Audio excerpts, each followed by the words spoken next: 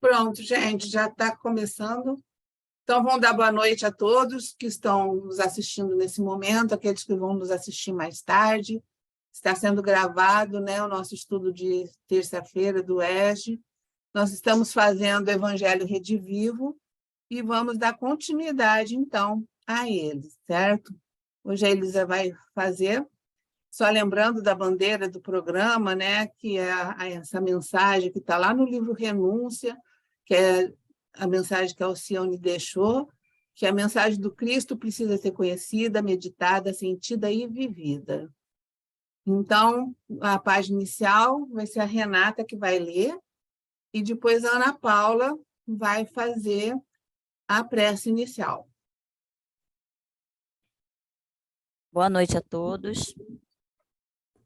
A página inicial do livro Fonte Viva, capítulo 57, de Emmanuel.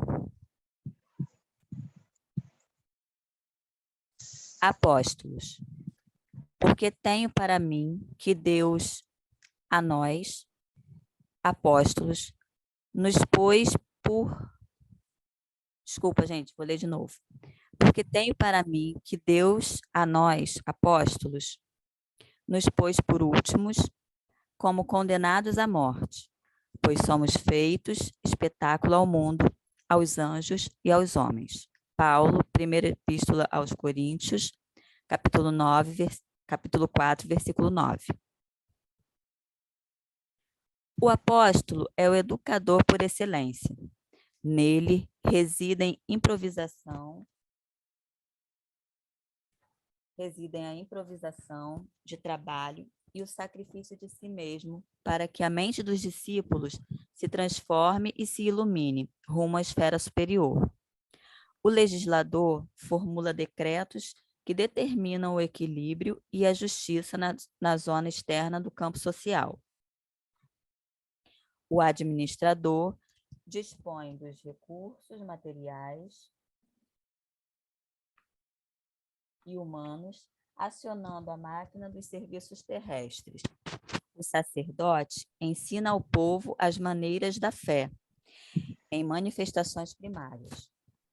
O artista embeleza o caminho da inteligência, acordando o coração para as mensagens edificantes que o mundo encerra em seu conteúdo de espiritualidade. O cientista surpreende as realidades da sabedoria divina criadas para a evolução da criatura e revela-lhes a expressão visível ou perceptível ao conhecimento popular. O pensador interroga, sondando os fenômenos passageiros. O médico socorre a carne enfermiça. O guerreiro disciplina a multidão e estabelece a ordem. O operário é ativo menestrel das formas, aperfeiçoando os vasos destinados à preservação da vida. Os apóstolos, porém, são os condutores do Espírito. Em todas as grandes causas da humanidade, são instituições vivas do exemplo revelador, respirando no mundo das causas e dos efeitos, oferecendo em si mesmos a essência dos que ensinam, a verdade que demonstram e a claridade que acendem ao redor dos outros. Interferem na elaboração dos pensamentos dos sábios e dos ignorantes, dos ricos e dos pobres, dos grandes e dos humildes, renovando-lhes o modo de crer e de ser, a fim de que o mundo se engrandeça e se santifique. Neles surge a equação dos fatos e das ideias, de que se constituem pioneiros ou defensores, através da doação total de si próprios a benefícios de todos. Por isso, passam na terra trabalhando e lutando, sofrendo e crescendo sem descanso, com etapas numerosas pelas cruzes da incompreensão e da dor, representando em si o fermento espiritual que leveda a massa do progresso e do aprimoramento.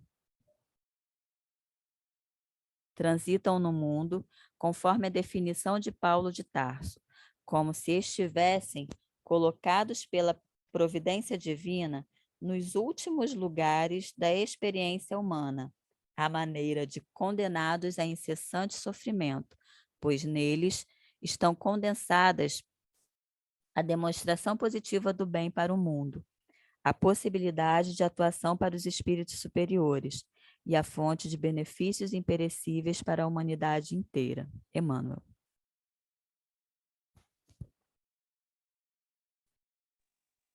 Meditando nessas palavras, vamos elevar o nosso pensamento ao alto e agradecer. Te agradecemos, ó Pai, Meimei, querida mentora de nossa casa espírita, por mais uma oportunidade de aprendizado. Te agradecemos por estarmos aqui nesta sala virtual, onde vamos aprender um pouquinho mais para sermos um pouquinho melhores hoje do que fomos ontem. Que o Senhor nos permita uma noite prazerosa de aprendizado, que ilumine nossa irmã Elisa, que vai conduzir as explicações, os ensinamentos da noite, e que tenhamos uma excelente noite de estudo. Fica conosco, hoje, agora e sempre. Que assim seja, graças a Deus.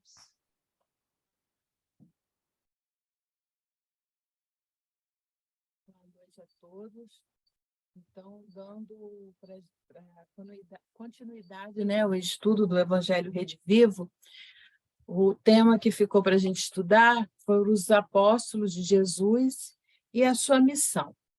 Então, vamos começar primeiro entendendo, né, que são esses apóstolos. Quem eram os apóstolos? Esse aí são os temas, né, que vai ser estudado.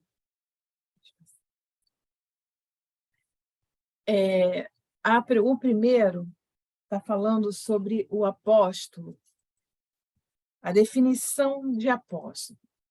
Palavra grega, tem. Palavra grega, originária do verbo apostelo, que significa pessoa enviada, mensageiro. No Novo Testamento, quando aplicada a Jesus, indica o enviado de Deus. É aplicada de modo absoluto ao grupo de homens que mantinham a dignidade suprema na igreja primitiva, visto que apostelo parece significar frequentemente enviar com um propósito particular. Discípulo já é um significado de discípulo, já é o vocábulo que tem origem no hebraico, limud, traduzido para o grego como matenes e para o latim como discípulos. Traz o significado de pupilo, de aprendiz. A palavra hebraica limud pode também significar erudito. E no Velho Testamento, o vocábulo aparece com frequência, indicando que a relação entre o mestre e o discípulo era uma característica comum no mundo antigo. Então, nos tempos do Novo Testamento, uma prática semelhante tinha prosseguimento, e a palavra significava, em geral, aqueles que aceitavam o ensinamento do outro. Por exemplo, o exemplo de João Batista, dos fariseus, de Moisés. E aí, as pessoas classificam discípulo como um aprendiz, e apóstolo, aquele que tem maior conhecimento, investido de alguma missão. Então, só para a gente esclarecer, porque Jesus teve diversos discípulos, diversos aprendizes. Tem uma passagem do Evangelho de Mateus que fala da missão dos 70 discípulos. Então, todos aqueles que estavam em torno do mestre para aprender, para tentar viver, se modificar, era considerado um discípulo. Mas a diferença de apóstolo foram aqueles que começaram como discípulo e depois foram enviados por Jesus para que se mantivesse, para que, como Jesus já sabia que a passagem dele aqui pelo plano tinha a hora certa para ele voltar para o plano espiritual, então ele precisava de ter homens, pessoas que continuassem e divulgassem o trabalho dele. Por isso, ele fez esse colegiado apostólico. Ô, gente, como nós estamos num computador só, se alguém quiser falar, esclarecer alguma coisa, tá? Acho que eu consigo ver levantado a mão, tá?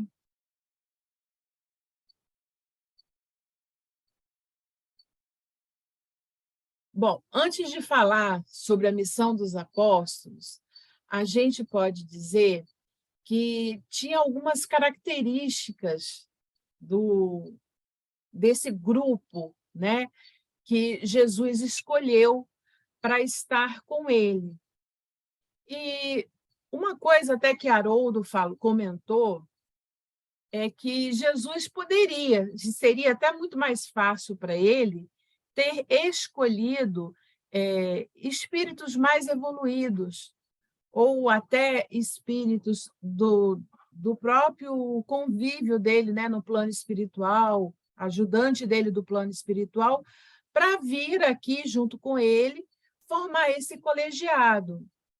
Mas vocês têm ideia por que ao invés disso, ele escolheu homens simples, todos eles, né, aqui encarnados, os 12 que ele escolheu, eram homens rudes, simples, ignorantes no sentido do saber. Vocês têm alguma ideia do porquê ele teria escolhido esses apóstolos, ao invés de ir buscar o que seria até mais fácil para ele? Alguém pode falar assim, tem alguma ideia do que poderia, por que ele escolheu eles? Elisa. Talvez pela humildade.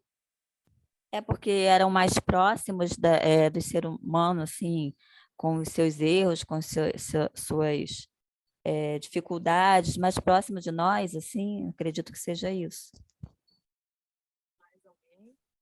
Porque se ele escolhesse pessoas né, que tivessem um adiantamento moral mais elevado, ficaria um pouquinho mais longe, né, do que o ser humano da época era, e até hoje, né, nós somos, com relação às nossas dificuldades, nossas características mesmo morais, né?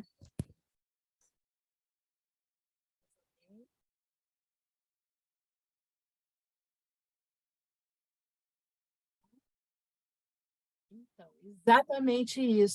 exatamente isso, Renata.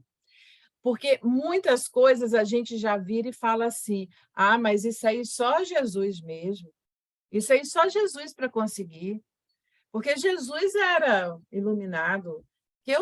Então, quando ele escolheu essas 12 pessoas simples, humildes, ignorantes, para justamente mostrar que era possível, que aquele projeto que ele trouxe de evolução era possível a todos.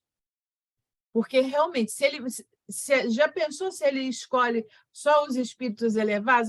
Aí mesmo que a gente ia dizer, eu nunca que vou conseguir.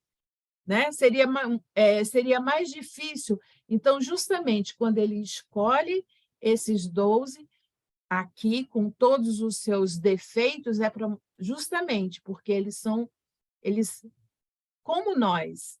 Então, ele mostrou que eles conseguiram e que nós também vamos conseguir. Né? Então, é exatamente isso. E uma coisa interessante que Jesus usava do cotidiano deles.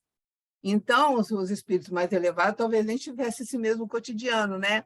Porque você vê, as parábolas deles, todas em relação à vivência que eles tinham. Figueira que seca. Então, ele ia mostrando as coisas, né? Do conhecimento deles, e dali ele tirava os ensinamentos, né? E outra coisa que a gente tem que, agora que me passou, é que vieram espíritos superiores com ele, né? E ele tinha 2 ali, que foi a mãe e o pai, Maria e José, que eram espíritos de alta estirpe, porque ele não podia vir por espíritos como nós, né? A questão perispiritual dele, né? Então, ele tinha, que a gente entende, que ele realmente encarnou, né? Ele não reencarnou porque ele não era desse planeta, que ele encarnou, ele tinha que ter espíritos com capacidade perispiritual para recebê-lo. Então, no caso aí, é diferente, né? Bem lembrado, Miriam. Então, é justamente, e por isso que fala aqui no texto, né, que várias vezes ele via, entre eles, os 12, né, que o acompanhavam, ele tinha que separar, porque eles, entre eles mesmos, eles queriam, eles discutiam, e eles queriam ver quem era o mais amado por Jesus, ele queria quem era o escolhido, quem era o mais útil. Então, justamente esses seres que estavam ali, que vieram para esse trabalho do apostolado, de aprender e depois divulgar esses ensinamentos, eles eram como nós, cheios de erros, de defeitos, mas essa mudança ela pode existir.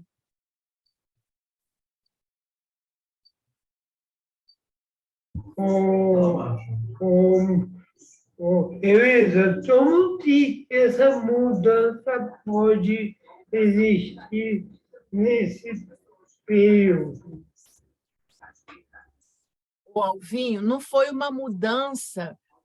Quando a gente for ver agora a biografia dos apóstolos, a gente vê que não foi uma mudança de forma radical, que eles continuaram cometendo erros, mas através do tempo, da vivência. Primeiro, eles tiveram uma vivência de mais ou menos 3 anos junto ao mestre, vendo, vivenciando, né, o que o mestre ensinava na prática, né? E depois eles foram, foi durante o tempo que eles foram pregando, eles foram vivenciando, e isso foi feito a transformação dele, de cada um. Alvinho, eles não entendiam muito bem as coisas que Jesus trouxe, né? Pedro quis cortar a orelha do soldado romano, porque ele não queria que Jesus fosse pego. Quando Jesus falou que estava indo embora para eles, e eles ficaram assim, mas como assim? Você vai embora? O que vai ser da gente? E Jesus fala para ele, eu deixei todo o meu conhecimento com vocês, é vocês usarem do conhecimento, né, que eu deixei. Então, eles não estavam prontos, não estavam preparados. Quando Jesus se materializou para eles, né, quando ele voltou, aí que eles começaram a perceber e entender mais algumas coisas da questão da vida eterna, da questão que você não morre. Até a questão da morte do Cristo foi importante para eles perceberem o que Jesus estava trazendo.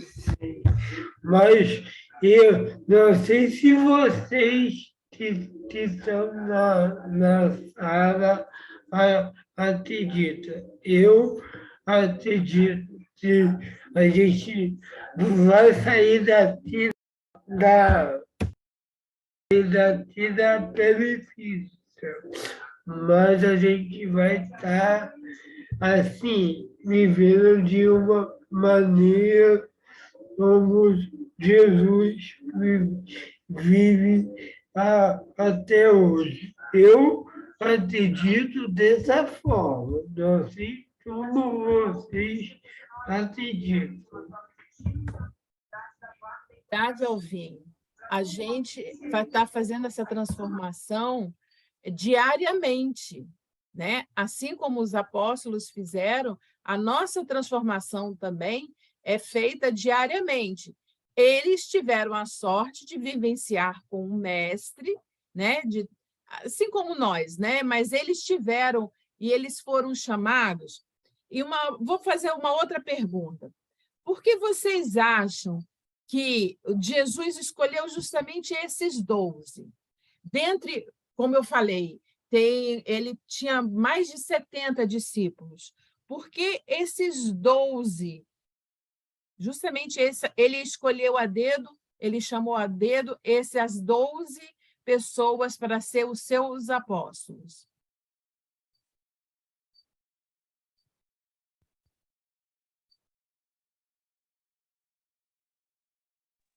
Porque eles já tinham sido preparados no mundo espiritual para isso.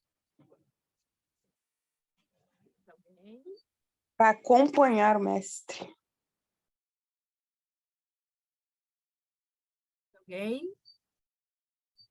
Por ser essas 12 pessoas eu mais chegada a ele também.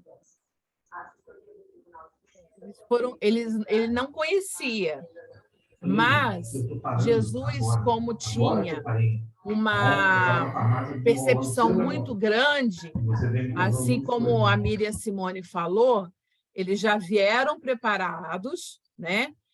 E eles tinham dentro deles a boa vontade.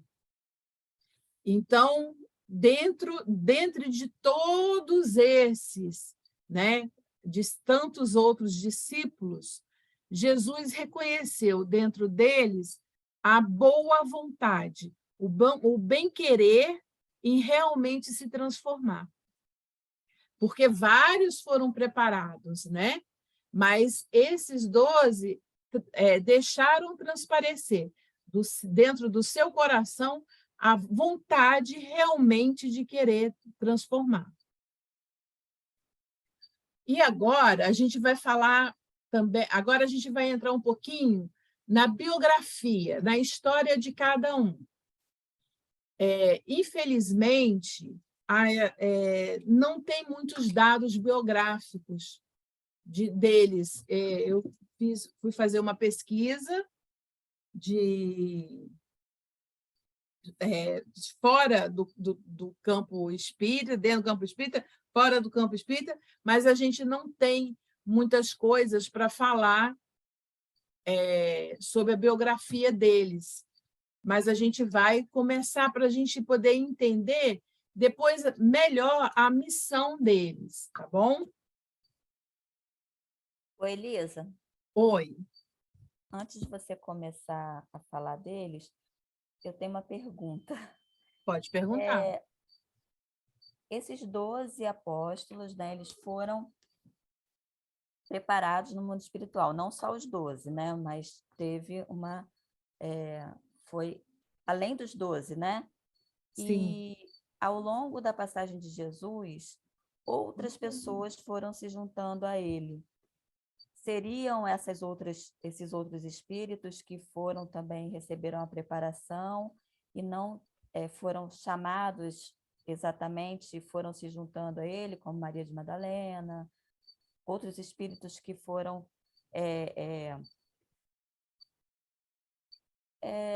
se familiarizando e achando importante e acreditando, né, crendo mesmo nas palavras dele e se juntando a ele e acompanhando esses ensinamentos dele e tudo.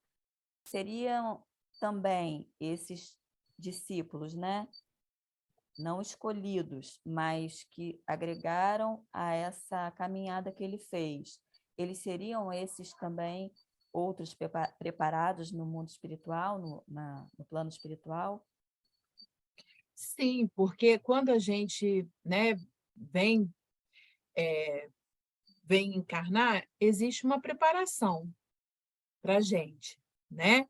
Então, com certeza, foi uma pleiade espíritos preparados para virem e ajudar, e assim, já estavam, vamos dizer assim, já estavam preparados, como é que eu vou falar? Já estavam prontos para aceitar melhor esse ensinamento, essa convivência com Jesus.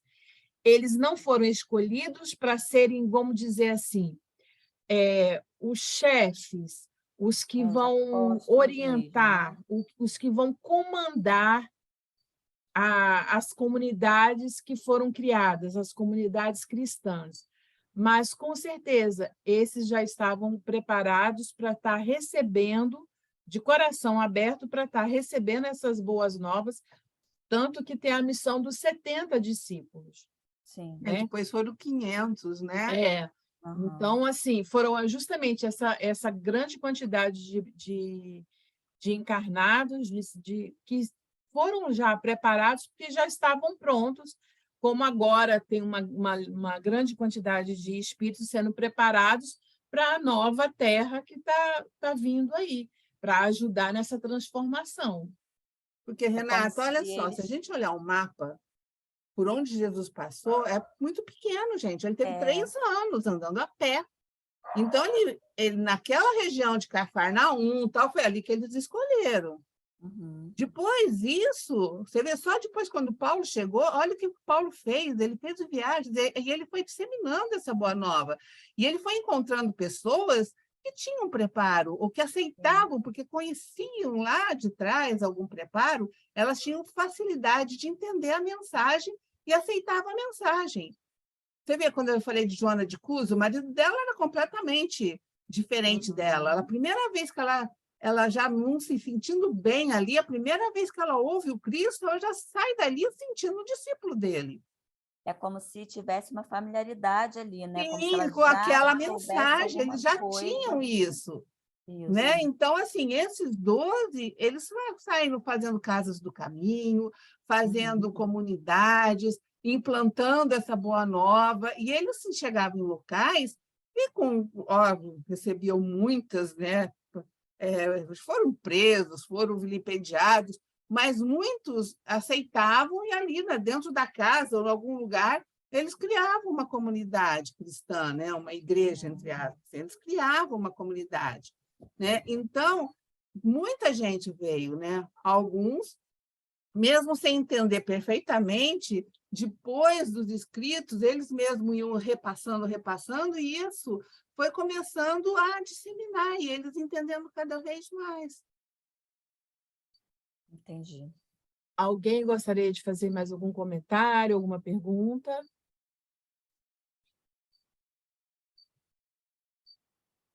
Então, vamos continuar. Ninguém falou, então vamos continuar. Já passou? Não. Aqui, nesse slide, está falando, né, que ele reúne os 12 discípulos, né, e dá o poder sobre os espíritos imundos para serem expulsos e para curar toda enfermidade e todo mal. Então, esses 12, ele mostra que eles também poderiam fazer a expulsão, né, dos espíritos obsessores e poderiam curar a enfermidade de qualquer mal. Eles teriam a condição de fazer a mesma coisa.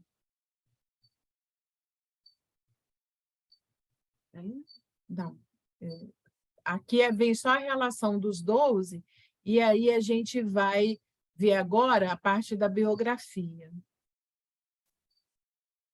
Ah, tá. Ele fala aqui no livro Estude e Viva, André Luiz e Emmanuel, ele fala que Jesus chamou a equipe dos apóstolos, que lhe asseguravam cobertura à obra redentora, não para incessar-se, nem encerrá-los em torre de marfim, mas para erguê-los a condições de amigos fiéis, capazes de abençoar, confortar, instruir, servir ao povo que em toda a latitude da terra lhe constitui a amorosa família do coração. Ou seja, ele reuniu essa equipe não foi para criar uma igreja, mas justamente para ser disseminado, para ser espalhado, né? Para não para eles ficarem restritos a um lugar ou a uma igreja, a um templo. Não, que era justamente para eles circularem mesmo, espalharem, e espalhar justamente o quê? O conforto, o amor, instruir, né? E principalmente ajudar essa questão quando ele fala servir ao povo, de ensinar o amor ao próximo, a colaboração, como a gente fala, mas quando a gente fala, meu Deus, eu quero ajudar ao próximo. Tem uma palavra que se usa. Você quer fazer fraternidade. Isso, a fraternidade para com o próximo. Então, por isso, ele falou que ele constitui a família do coração. Depois, na verdade, ele é repetido, pode passar.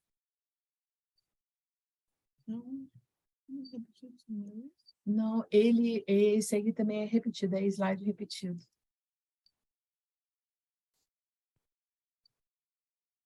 Pedro, André e Filipe, eles eram filhos de Betsaida, de onde vinham igualmente Tiago e João, que eram descendentes de Zebedeu.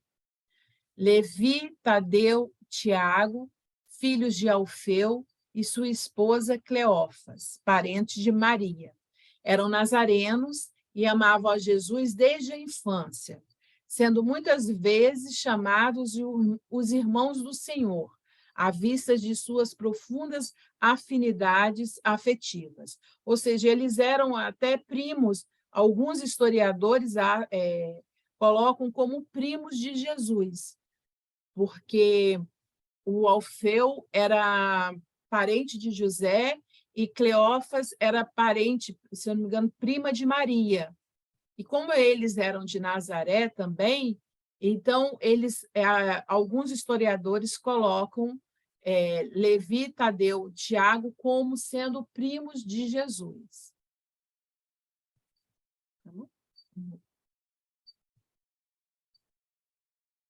Já Tomé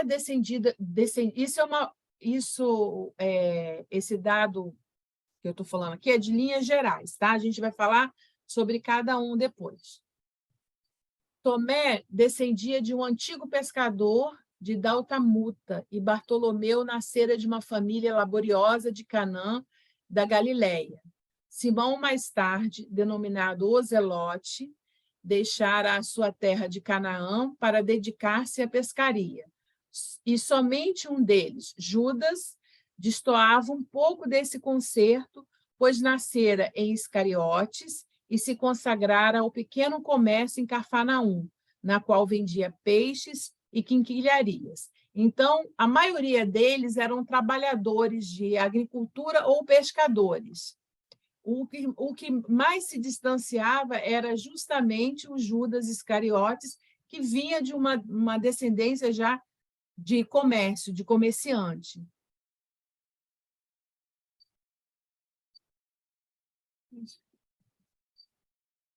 Aí são os 12 apóstolos. Pode passar. E agora a gente vai falar um pouquinho sobre cada um deles, né? André foi o primeiro. Ele foi o primeiro a ser chamado por Jesus. Ele é irmão de Pedro e ele também era pescador.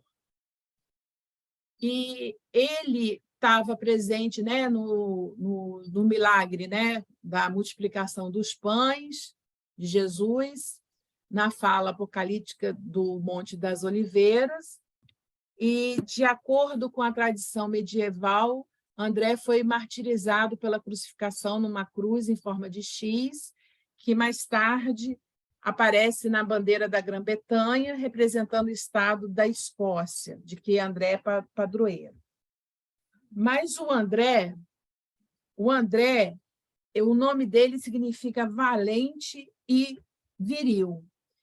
E ele, antes de conhecer Jesus, ele era discípulo de João Batista.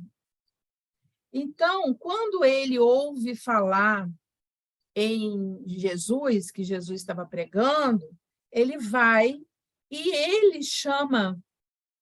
ele vai e faz o convite a Pedro para escutar Jesus. Pedro, a princípio, não quer, mas ele vai insistindo.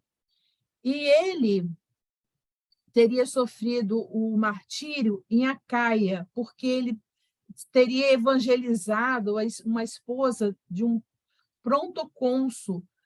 E aí, como ele evangelizou, converteu ela ao cristianismo, ele foi colocado nessa cruz, chamada Cruz decussata, é uma cruz em forma de X, e ele foi crucificado, né, nessa cruz em forma de X, e reza a tradição que é a cruz usada na Grã-Bretanha, representando a Escócia, e da onde ele é padroeiro.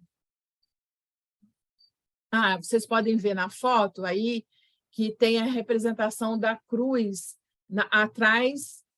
atrás dele.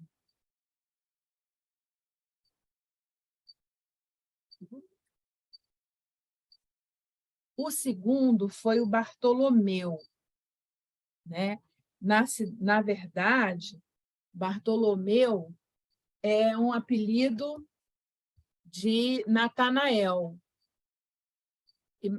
Mais tarde, ele teve um pequeno evangelho apócrifo, e as suas atividades foram no Egito, na Pérsia, na Índia, na Armênia, onde consta que teria sido martirizado, onde ele foi esfolado vivo, depois ele foi decapitado. E no capítulo de João, capítulo 1, versículo 47, ele transparece, né, deixa só, gente, desculpa. A forma como ele era assim extrovertido.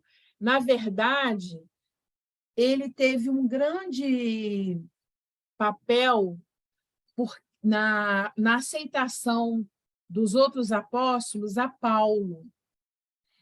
E foi interessante a forma com que ele conheceu Jesus, que Jesus o convidou, porque ele é muito brincalhão, então ele tinha se encontrado com Filipe, e Filipe fala para ele de Jesus, né, do Messias, que estava vindo de Nazaré. E ele fala assim, mas de Nazaré, pode ser coisa boa vindo de Nazaré? Mas num tom de brincadeira, né? E aí o Filipe faz com que ele vá lá e escute. Quando ele chega perto de Jesus, o mestre fala assim, tu és o filho... o mestre fala para ele assim, você é o Natanael, eu te vi embaixo da figueira. E aí ele fica espantado por Jesus, já no meio de uma multidão, ter percebido ele abaixo da figueira. E ele vira para Jesus e fala, tu és o Filho de Deus, tu és o Rei de Israel. E aí Jesus fala para ele assim, só porque eu te vi embaixo da figueira, você agora crê? E ele fala, maiores coisas do que esta verás. E acrescentou, em verdade vos digo, que vereis o céu aberto e os anjos de Deus subindo e descendo sobre o Filho do Homem. E após esse encontro com Jesus, ele passa a ser um grande discípulo de Jesus. E ele tem, né, esse pequeno evangelho, que é um evangelho apócrifo, e recebe o nome de Bartolomeu. Alguma dúvida? Entre apóstolos? Ele é discípulo, ele começa como discípulo e depois passa a ser apóstolo Bartolomeu. Alguém gostaria de comentar alguma coisa, gente?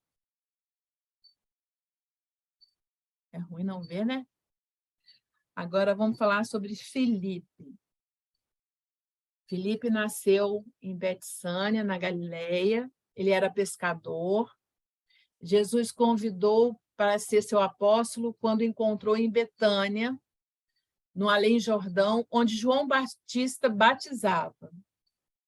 Depois do desencarne do mestre, Filipe ficou em Jerusalém até a dispersão dos apóstolos, indo, segundo a tradição, pregar o evangelho na Frígia, recanto da Ásia Menor, no sul da Bitínia. Filipe apregoou Cristo nas Gálias e nas nações vizinhas, trazendo seus bárbaros que estavam em trevas à luz do entendimento e ao porto da fé. Mais tarde foi apedrejado, crucificado e morto em Hierápolis, uma cidade da Frígia, onde foi sepultado de cabeça para baixo, ao lado de suas filhas. E aí tem uma situação que, na pesquisa, em que Filipe, a ele tenha sido atribuídos alguns milagres. E um dos milagres que ele teria realizado é que, nessa pregação na Ásia Menor, ele teria sido preso e teria sido obrigado a reverenciar o deus Marte, acendendo um incenso num altar pagão. E, na hora que ele é trazido e imposto que ele fizesse isso, apareceu uma cobra atrás do altar, e essa cobra matou o filho do sacerdote Mó, picou, né, o filho do sacerdote Mó, e mais 2 comandados. E, num gesto, Filipe faz reviver as 3 pessoas e mata a cobra. Com isso, ele ganha uma grande quantidade de adeptos ao cristianismo. E isso também que faz com que, após essa grande quantidade de pessoas adeptas, isso faz com que os sacerdotes da Ásia Maior persigam Filipe, e aonde ele é torturado e é sepultado, ele pede para também ser sepultado de cabeça para baixo, junto com suas filhas. Tem historiador que fala que ele tinha 4 filhas. Já outros diz que ele tinha 2 filhas.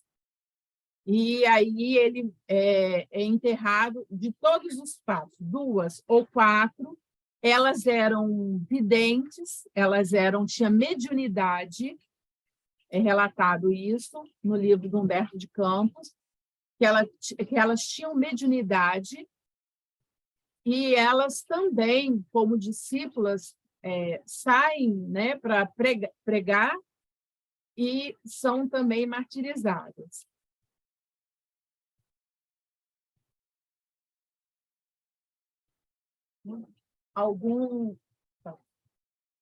Alguém, gente, gostaria de colocar alguma coisa antes de eu continuar?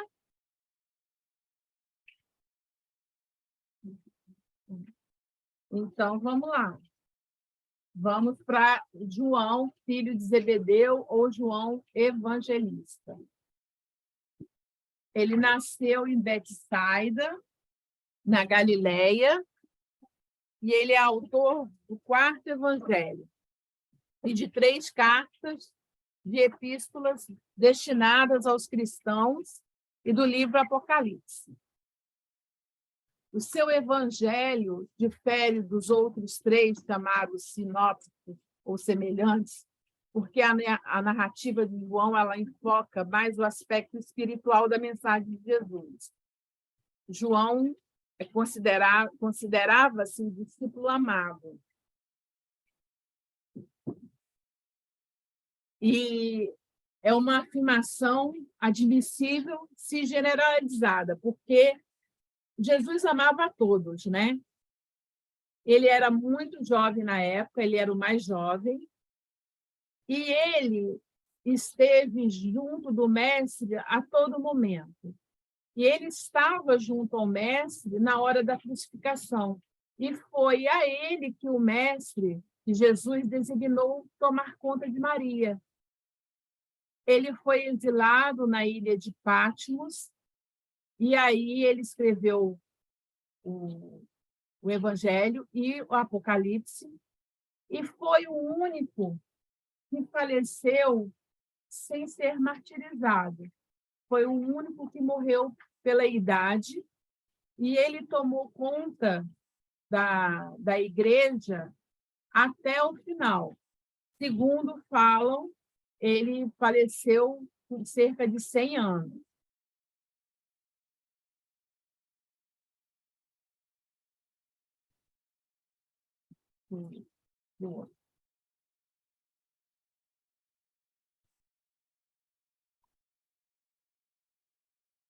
Aí vem o Judas Iscariote.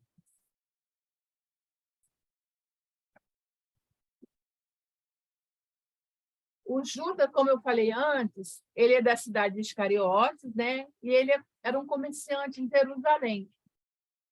Ele teria traído Jesus por 30 dinheiros, porque estava convencido de que ele provaria ser o Messias prometido. E ele se enforcou quando ele reconheceu ele. Na verdade, Judas, ele não traiu por dinheiro. Ele queria que Jesus, ele achou, na cabeça dele, ele montou um plano que, assim, ele iria mostrar, né, quem era Jesus, e Jesus, na hora que fosse preso, ele ia mostrar todo o seu poder, mostrar que ele era o Filho de Deus, e ele conseguiria se, digamos assim, se salvar. Ele não entendeu o propósito real de Deus, de Jesus. Ele não entendeu o porquê que Jesus, porque Jesus fala na última ceia, ele explica, ele já sabia, e Jesus sabia, inclusive o João pergunta ao pé de ouvido de Jesus na última ceia, quem seria o traidor? E Jesus não fala nada. Então, quando o Judas trai Jesus, não é porque ele queria o mal, ele queria realmente trair Jesus. Ele achou que, com isso, Jesus ia poder se revelar a todos e se mostrar quem realmente ele era. Só que aí, quando ele viu que o plano dele deu errado, ele comete o seu segundo erro, que foi causar o suicídio. Diz Alvinho. Quando você falou desse Judas, eu lembrei do Judas que a gente botava no poste. Isso não tem nada a ver, não, né? Ou tem? Tem sim. É justamente esse que o pessoal colocava no poste e malhava. Não, é isso que eu estava assim, eu não é. Eu fiquei nessa dúvida. Mas é esse mesmo. É a representação de que seria ele que o pessoal malhava por achar que... saber que ele tinha traído Jesus. Sim. Olha só, Alvinho, presta atenção. Jesus, quando foi crucificado, a primeira coisa que ele foi fazer foi ver Judas. Ele foi lá e falou para Judas que ele tinha perdoado Judas. Maria, quando ela desencarnou, ela foi ver Judas. Ele não reconheceu, ela falou para ele e falou de uma forma tão meiga que ela também perdoava e chamou ele de filho. E a gente, até hoje, malha o Judas. É uma coisa absurda isso que a gente faz. A gente não perdoa Judas por uma coisa que ele fez, já foi perdoado pelo próprio Cristo, por Maria, por todos. E a gente continua malhando Judas, não é verdade? E mas tudo a Elisa falou em Judas, eu pensava que fosse outro Judas, não esse que a gente vai ela não. Aí, por isso, Pior de tudo, que ele já reencarnou, o Judas. reencarnou lindamente, que ele reencarnou como Joana d'Arc, cumpriu o papel lindo dela, morreu na fogueira, né? E a gente Isso, minha. ele já venceu, você está entendendo? Sim, sim. Pagou o que ele fez, já com a lei de Deus, enfim, e a gente não esquece, né? Ô, Mia, a Geórgia não está bem hoje, não? Eu não sei por que ela não pôde estar aqui. Uma curiosidade sobre o Judas é que, no apostolado, ele era que ficava designado para cuidar do dinheiro. Porque ele era comerciante, né? Então ele tinha esse traquejo, né, para cuidar do dinheiro. Então ele ficava como uma espécie de tesoureiro para poder administrar o dinheiro que era coletado, que era doado. Imagina, né? Ele administrava a falta de dinheiro, né? Por isso que ele É exatamente isso que eu estava pensando, a falta de dinheiro. E, na verdade, assim, ele ficou iludido, né? Ele se iludiu, ele se perdeu, porque justamente por conta da falta ele achava Jesus muito humilde e ele queria que Jesus mostrasse para o povo quem ele era, mas ele não conseguiu entender isso. Por isso que ele armou, digamos assim, esse plano para estar fazendo com que Jesus se revelasse. E aí ele comete o segundo erro dele, né? Então, vamos ao outro. Vou fechar aqui para dar outra mulher. Aí, Eu leia. esse já é o Judas Tadeu. Olha só que interessante, gente. A gente tem o Judas e o Judas Tadeu, né? Ninguém bota nome de Judas do filho, mas de Tadeu.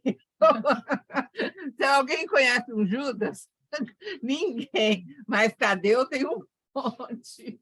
Exatamente. Então, vamos lá. Os nomes, né? O nome Tadeu ou Lebeu tem o mesmo significado. Lebeu vem do hebreu, né? E do aramaico, lebe, que é coração, e Tadeu se deriva do aramaico, tad, que quer dizer seio da mãe, significando ambos filho amado, né? Então, no meio do seio, seio da mãe e o meio no coração, ou seja, filho amado. Judas Tadeu é identificado pela tradição antiga como autor da Epístola de Judas, na qual refere a si mesmo como irmão de Tiago. E aí,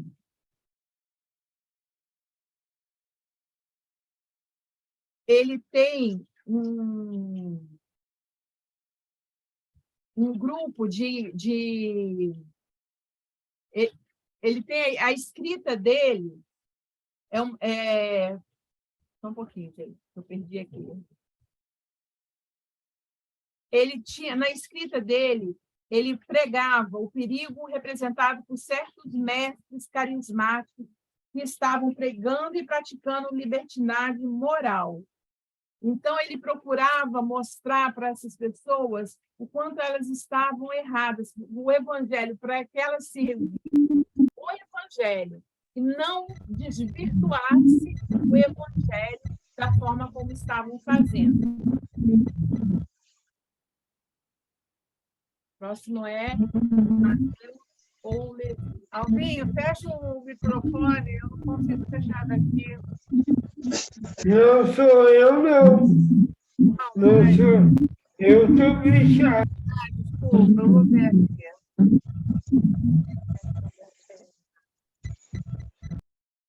Pronto, tudo bem. Mateus ou Levi, filho de Alceu e Cleófas, tendo como irmão Tiago menor, nasceu na Galiléia e era publicano, ou seja, cobrador de impostos, estabelecido em Cafarnaum.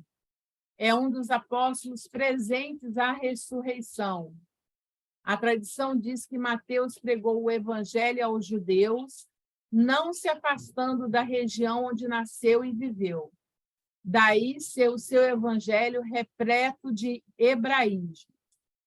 O nome publicano se estendeu mais tarde a todos que os administravam o dinheiro público e aos agentes subalternos. Hoje, esse termo se emprega no sentido pejorativo para designar os financistas e os agentes pouco escrupulosos de negócio. É interessante isso, né? O evangelho, cada um deles traz uma característica por tradição de conhecimento, pela língua que falava, pela região, né? Então, olha que interessante, né? O de Marcos, né? Os judeus, eles tinham horror imposto. Em consequência, todos que encarregavam e tinha o horror também pelas pessoas que se encarregavam de arrecadar, né?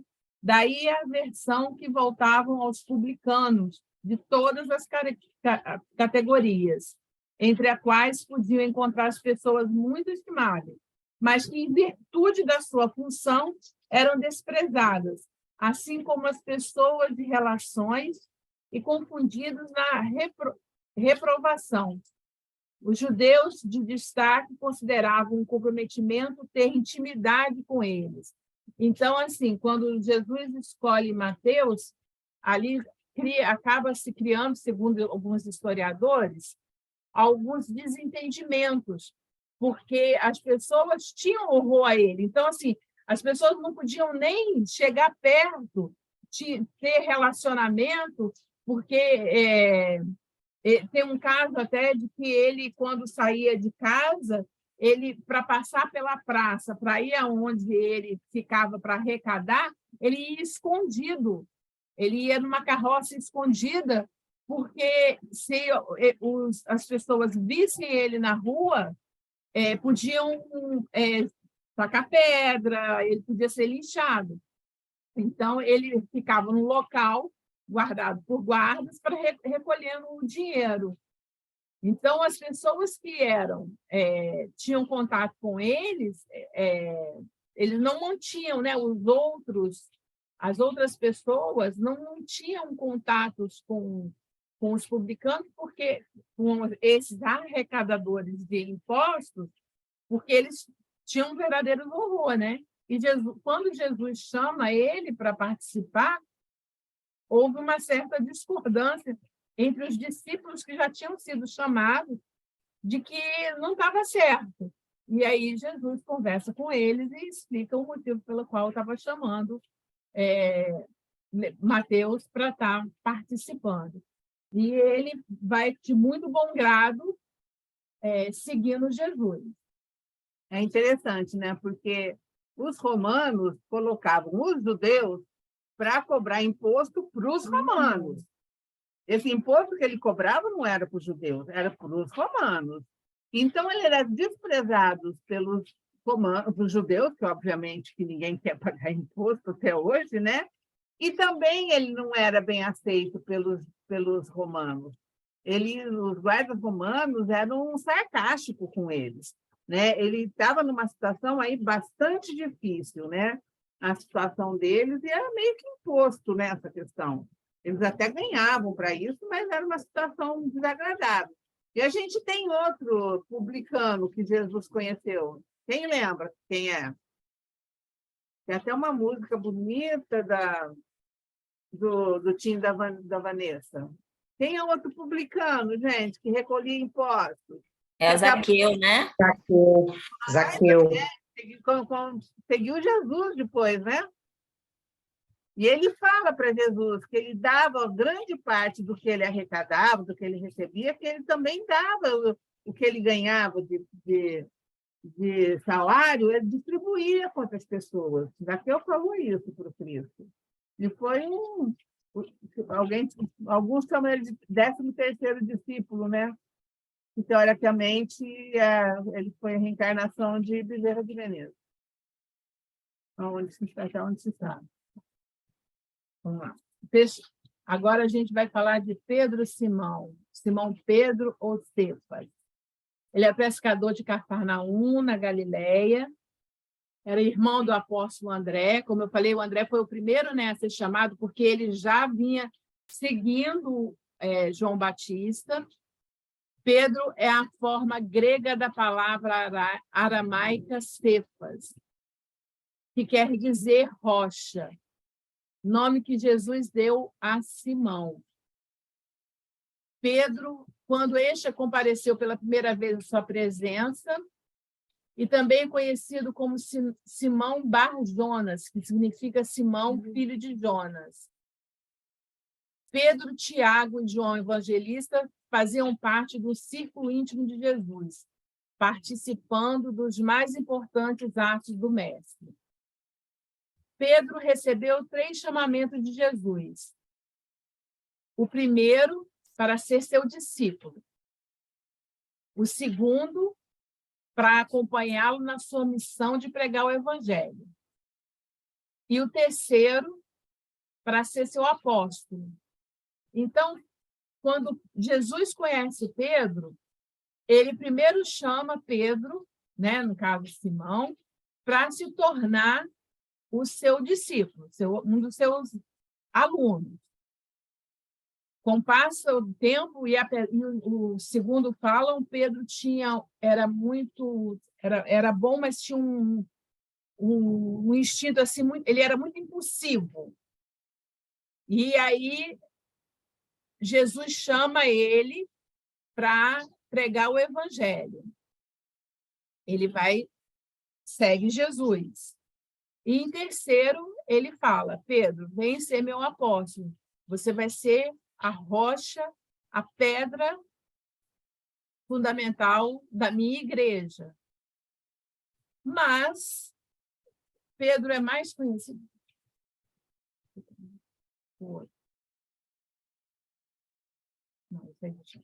Pedro é mais conhecido pela passagem que ele nega Jesus, né? Que Jesus fala: Pedro, você muito me ama, mas você vai me negar por 3 vezes ainda essa noite. Só que aí tem uma diferença entre Pedro e Judas, que Pedro realmente, com medo, ele nega Jesus. Ele nega a primeira, na noite. A primeira, ele tem o intuito de machucar o soldado romano que foi pegar, porque ele era muito impulsivo.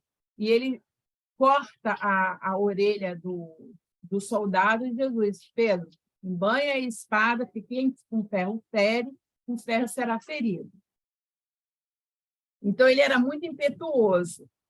E aí, quando Jesus é levado e começa o martírio, e aí tem os 3 chamamentos, e ele nega, né, Jesus pelas 3 vezes, e quando o galo canta, ele acorda, né, e fala: caramba, Jesus falou isso e está acontecendo. Mas ele vê que ele erra, só que ele, o que ele faz?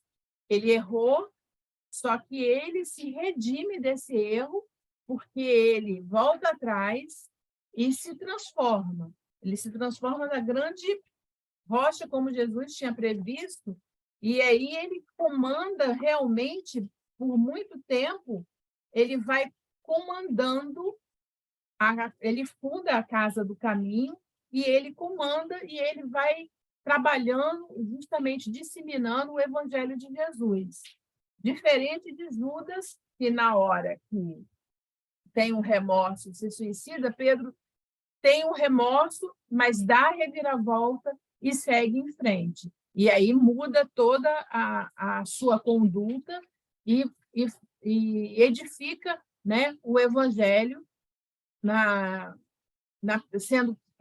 criando a primeira casa, né, do caminho.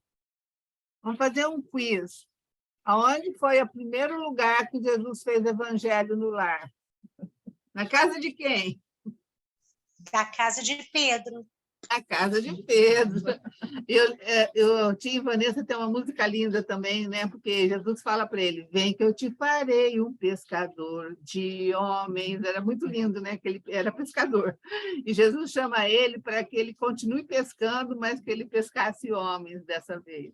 Muito lindo isso. É linda a música do Tim. E ele, quando ele é preso, né? E ele é crucificado, ele fala que ele não merece ser crucificado como Jesus, e ele pede para ser crucificado de cabeça para baixo, porque ele falava que ele não era digno de morrer como Jesus, né? Então, assim, ele realmente se transforma. Ele realmente molda o seu caráter e trabalha como discípulo, o exemplo de discípulo e de apóstolo de Jesus. Ele escreve 2 epístolas, né? E o Atos dos Apóstolos. Aliás, a gente estuda muito pouco. Agora vem Tiago. Só um minutinho aí. Oi. E assim, nas leituras a gente vê assim, né, que a casa, o lar do Pedro, era o ponto de encontro deles, né, aquela estrutura familiar que ele tinha. Aí ele era assim, desse jeito, né, assim, como é? Intempestivo, né? E era muito desconfiado, né? Eu acho assim, ele demorava a entender ou aceitar, né, as verdades que o Messias trazia, né? Mas assim, a gente vê assim uma referência da casa dele, da esposa dele, muito assim como o lugar de acolhimento de Jesus, né? Maria. Inclusive, leituras, né? Desculpa, pode terminar, Cris. Não, é isso. Na verdade, na biografia dele, inclusive algumas biografias que não são espíritas, fala que ele era casado e morava com a sogra. Isso é verdade. E que a sogra era doente, que Cristo curou ela. Mas como eu não vi isso na parte espírita, eu né, me reservei de não estar comentando por conta de não estar na referência espírita. Mas ele deixa a esposa para poder seguir Jesus nesse trabalho, né? E funda a Casa do Caminho, mas ele não tem filhos. Ele segue a vida como apóstolo mesmo. E agora Tiago menor. Filho de Zebedeu, era também pescador, né? Tiago era pescador de profissão, nascido em Betsaida, Galileia, irmão de João Evangelista, filho de Zebedeu. Fazia parte do círculo mais íntimo de Jesus. Aquilo que eu falei que ele poderia ser primo, né? Segundo alguns comentam, era primo de Jesus. Estava trabalhando no negócio, encabeçado por seu pai, quando foi chamado por Jesus para ser seu discípulo. Tiago e João formaram, ao lado de Pedro, o núcleo mais estreito de 3 entre os 12 apóstolos. Eles testemunharam a ressurreição da filha de Jairo, estiveram presentes à transfiguração e observaram, em parte, dormiram enquanto ela ocorria. Eles observavam, quando teve a transfiguração, uma parte eles viram, uma parte aconteceu quando eles dormiam. A agonia de Jesus em Getsêmani, e ao que parece, Tiago e João expressavam-se explosivamente, ou esperavam que Deus lançasse um súbito julgamento sobre os inimigos de Jesus, porque foram apelidados Boanerges, sons de trovão. Então, o que acontece? O Tiago, João e Pedro, eles estavam mais próximos de Jesus e eles participaram de todas as... tanto na transformação do vinho, como na multiplicação dos pães. O primeiro milagre que ele fez, né? Como nessas outras que se fala da ressurreição da filha de Jairo, da transfiguração de Jesus, né, onde ele aparece no monte, que ele não falavam se via Elias ou João Batista. Então, eles estavam bem próximos de Jesus quando tudo aconteceu, inclusive na crucificação de Jesus. E ele, o Tiago, ele era assim como Pedro, ele era também muito impulsivo. Tanto que Jesus é que deu esse nome de Boanerges para ele, porque ele justamente era muito explosivo, ele gostava muito assim, de resolver as coisas logo. E eles achavam que Deus tinha que exterminar todos os inimigos de Jesus de uma vez só. Então, depois após a ressurreição de Jesus, é que eles vão realmente entender tudo aquilo que Jesus falava, tudo aquilo que Jesus pregava, tudo aquilo que Jesus ensinava.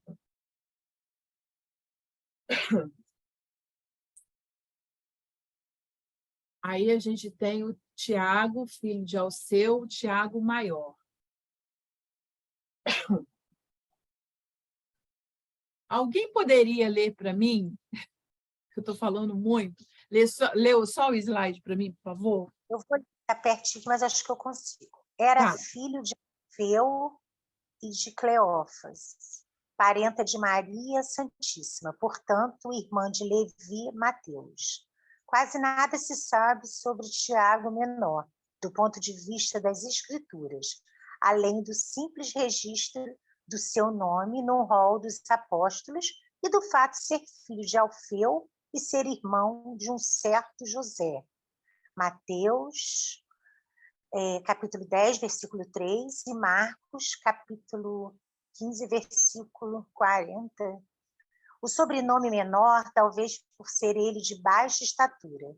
Há indicações que ele teria permanecido sempre em Jerusalém, dirigindo a igreja até o final da sua existência.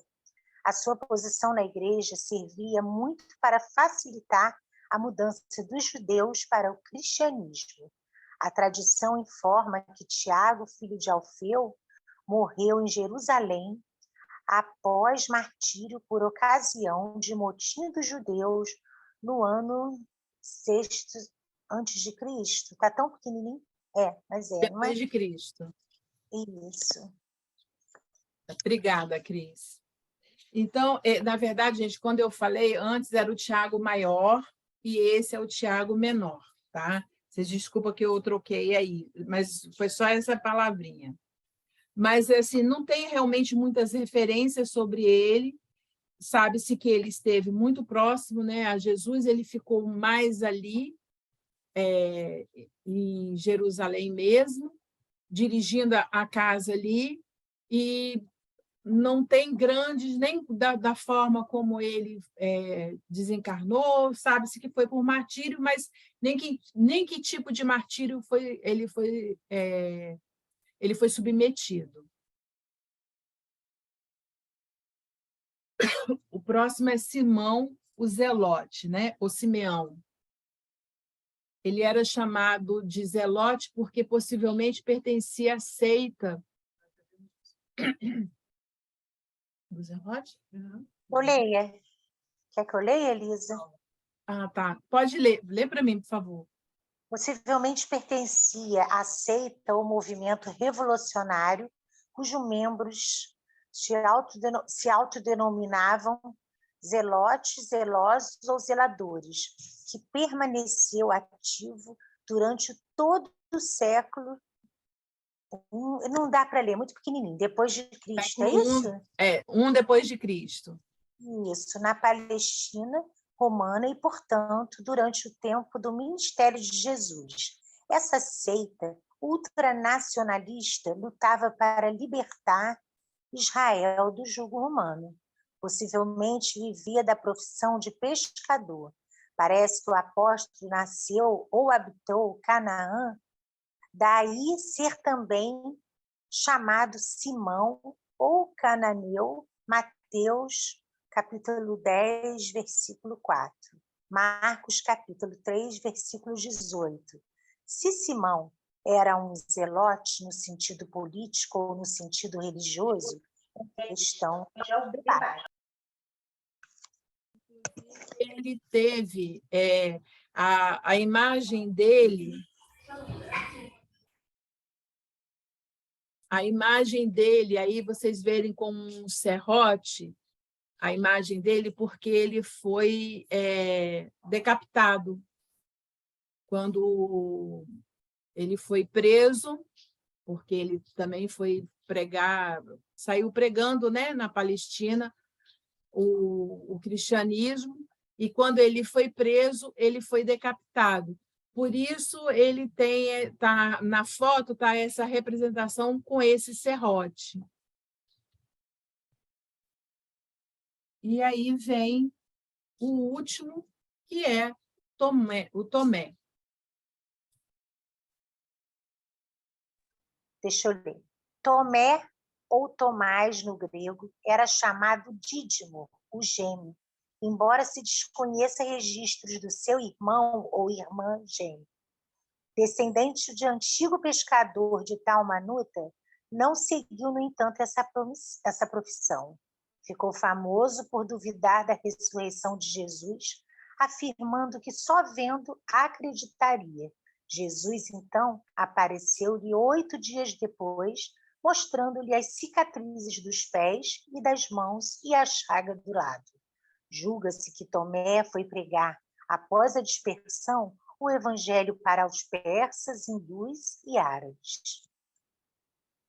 É exatamente isso. Não tem grandes coisas sobre Tomé, e uma das coisas, né, que ele ficou mais conhecido foi porque quando eles se reuniram, os apóstolos se reuniram e foram falando sobre a ressurreição de Jesus, aí ele falou, eu não acredito. E mesmo conhecendo, mesmo já tendo visto todas as coisas que Jesus já tinha feito, ele ficou. Aí Jesus aparece a ele e fala para ele, toca então, Tomé. E aí tem essa representação aí dele enfiando, né, o dedo na ferida para que ele acreditasse. E aí não tinha mais como ele negar.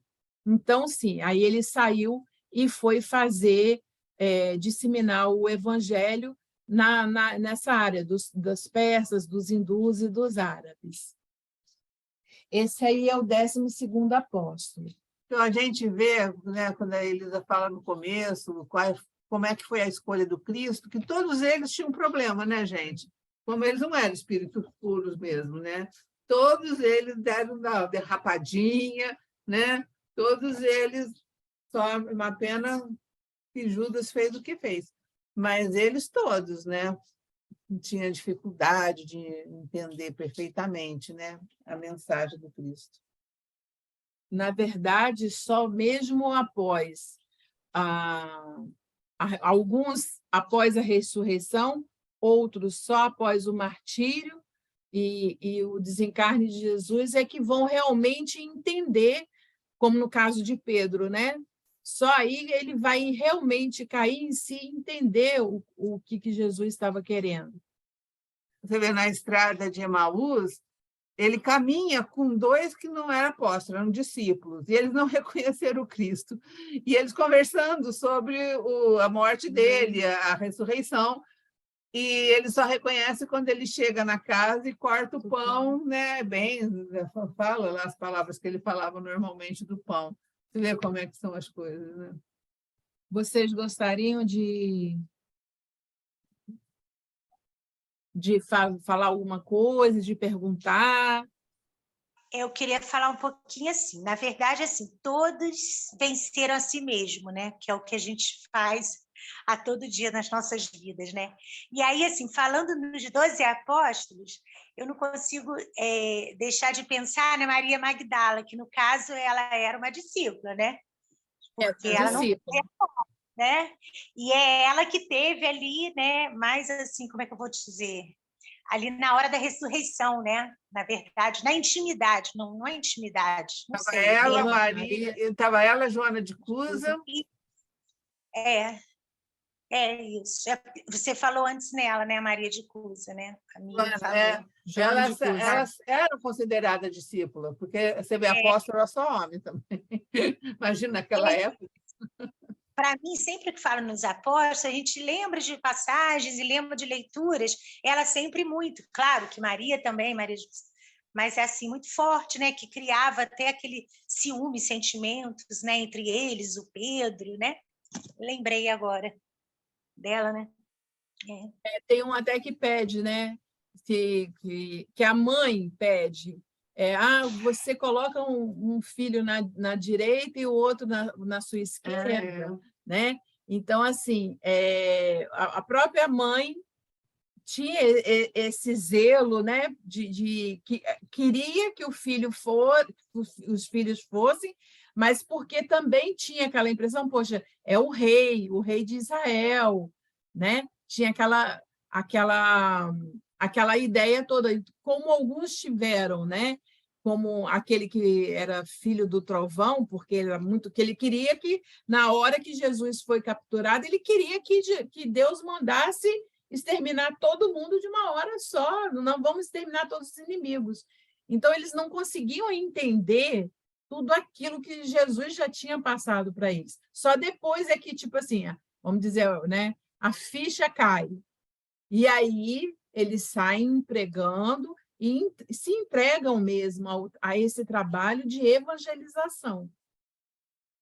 Jesus falou, porque a Joana também queria, né? Ou ela ir embora, ou o marido dela.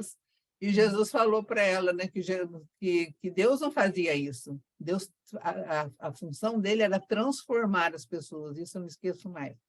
Que ele transforma. O que eles queriam era que fosse assim: quem é ruim, fora.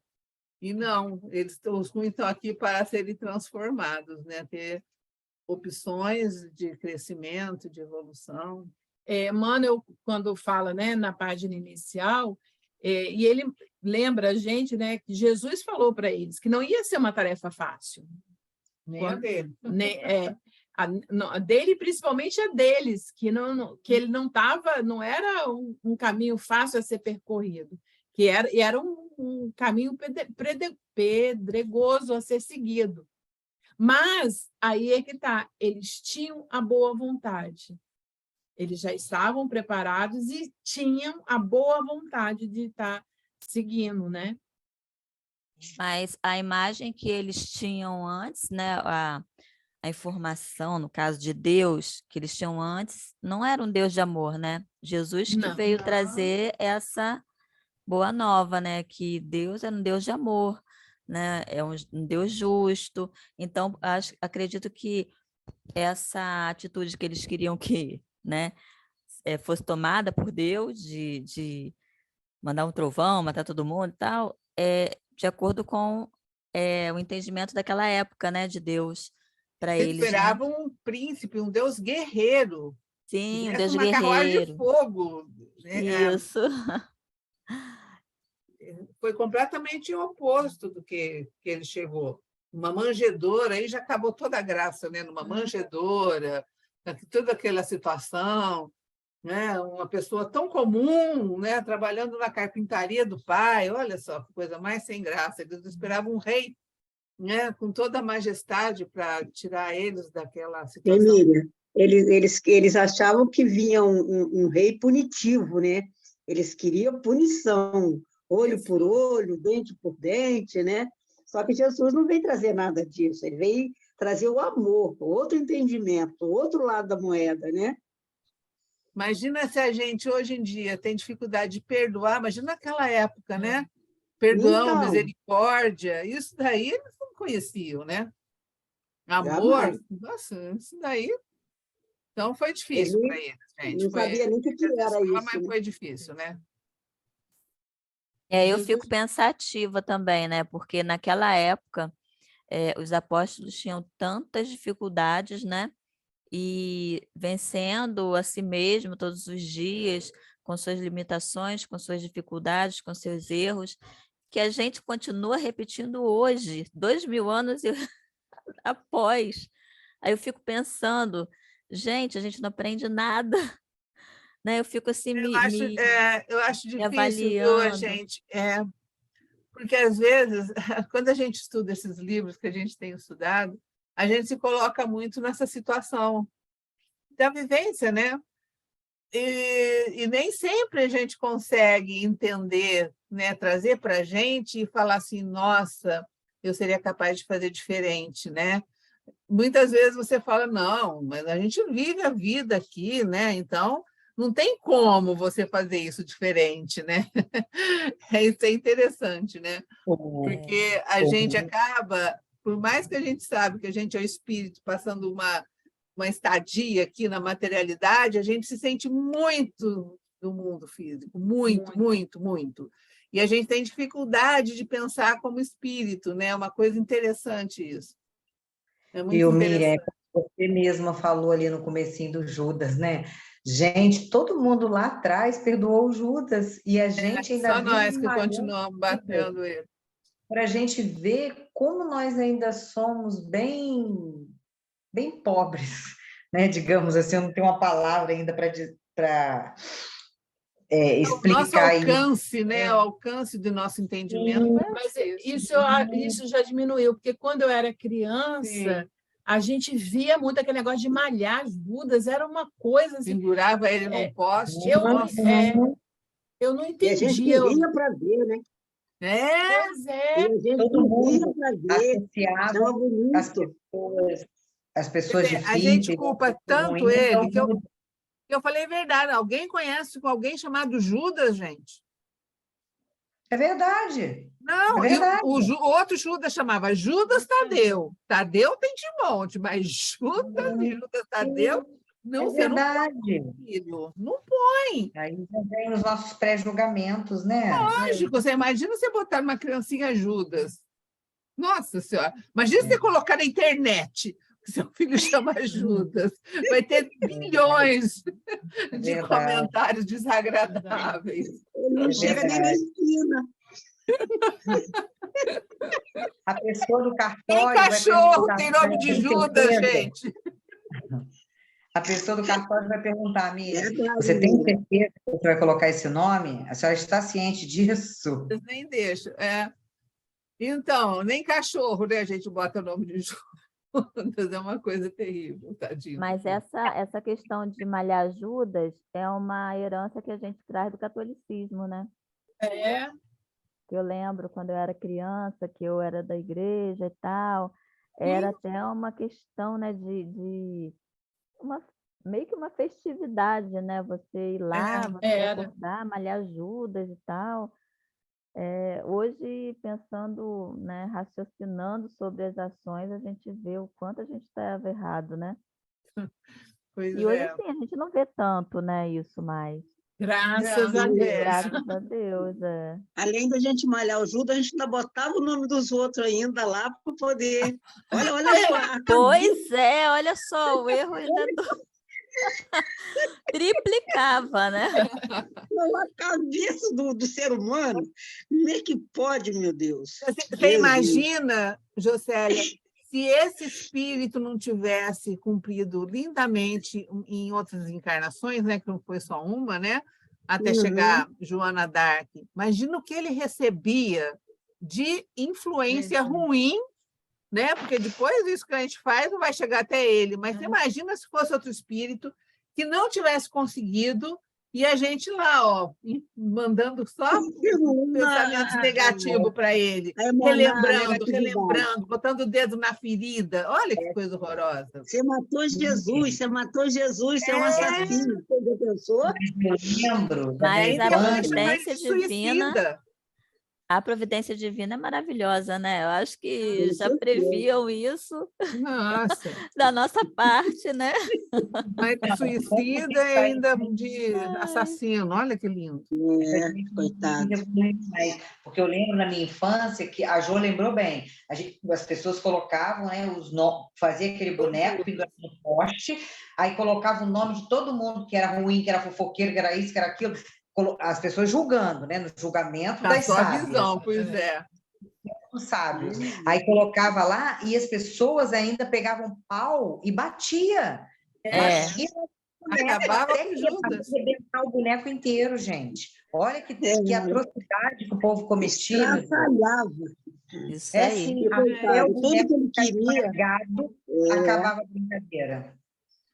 Tadinho, tudo que ele queria era que todo mundo amasse Jesus, todo mundo acreditasse nele, né? Mas, assim, nós, com as nossas imperfeições, ia lá e... Meu Deus, a gente passava a noite inteira fazendo um Judas. Noite inteira, verdade. E outra coisa, quando chegava na semana, saía olhando de quem era o mais fofoqueiro, quem traiu o marido, quem... E colocava tudo lá, né? E botava lá. Olha, gente, vou te contar. Nós somos realmente... A igreja canonizou um só. Oi? A igreja canonizou um só, né? Só um Judas, né? Tadeu. Judas Tadeu. Lógico, imagina que ela vai suicida ainda. Nossa, mas não vai aceitar. Não aceita a reencarnação, vai aceitar um Judas suicida? Não vai. Verdade. Bom, gente, foi legal, mas nós estamos chegando na nossa hora. Ô, Jocélia, não quer fazer a nossa prece de encerramento? Posso fazer. Ah, legal, obrigada. Então, vamos lá.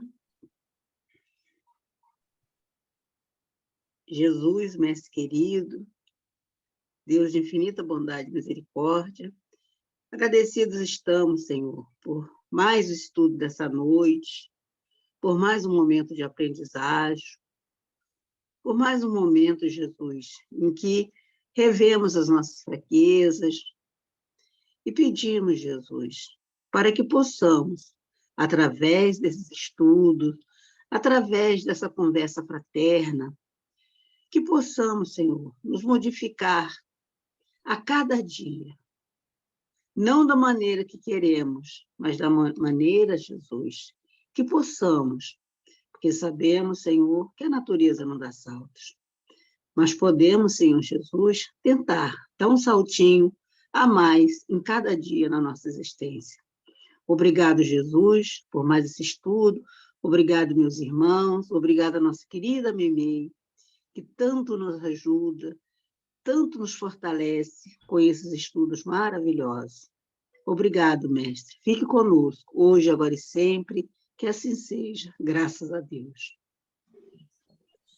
Muito obrigada a todos. Obrigada, povo. Como é que eu faço?